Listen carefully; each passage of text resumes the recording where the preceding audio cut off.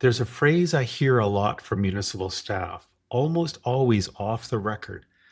Our public consultation got hijacked.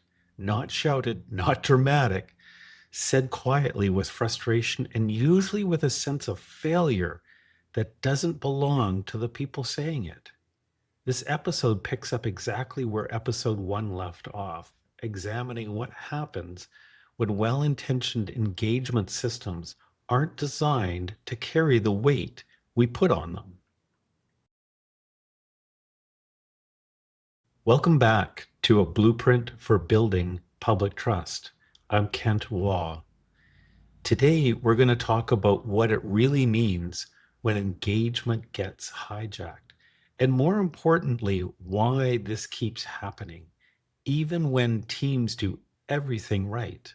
Let me say this clearly. Most public consultations that get hijacked are well intended.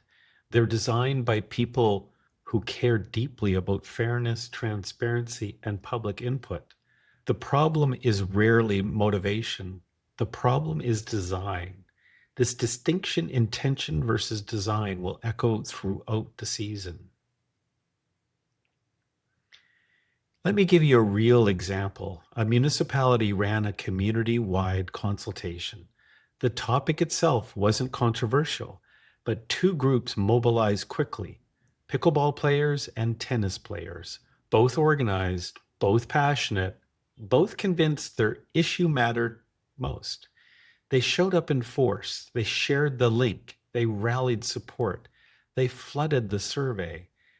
And slowly, something happened. Other residents stopped participating. The data became skewed. The tone shifted. The staff lost confidence in the results. Council was left trying to make sense of insight that no longer felt representative. That's when someone said it. This got hijacked. Here's the distinction we have to make. Who shows up is not the same as who lives here. Open consultation does not automatically produce representative insight. It produces motivated insight. And as we'll explore further in episode 3, motivation is not evenly distributed across a community. Here's where trust quietly erodes. When residents feel the process favors organized minorities, they disengage. When staff know the data doesn't reflect the broader community, they hesitate.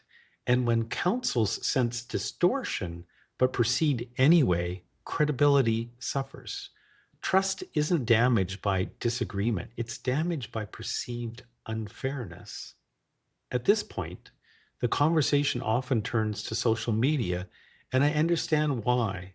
Social platforms make mobilization easy. They reward outrage. They accelerate polarization. They flatten nuance. But social media didn't create this problem, it exposed it. This is the same dynamic we'll see when we talk about silence, speculation, and trust gaps. There's another pattern that shows up almost every time: tight timelines.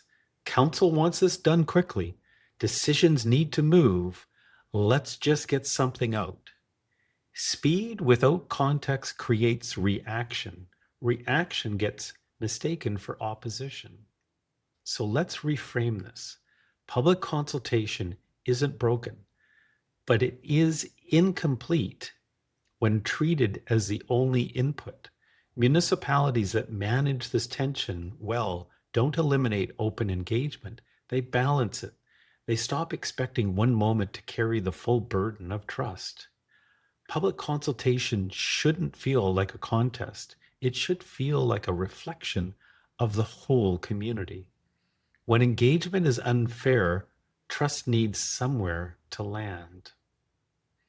If this episode resonates, I'd encourage you to share it with colleagues who've lived this reality. In the next episode, we'll turn our attention to the people who rarely show up at all, the silent majority, and why their absence has far more to do with system design than apathy. Trust isn't built by louder engagement, it's built by better systems.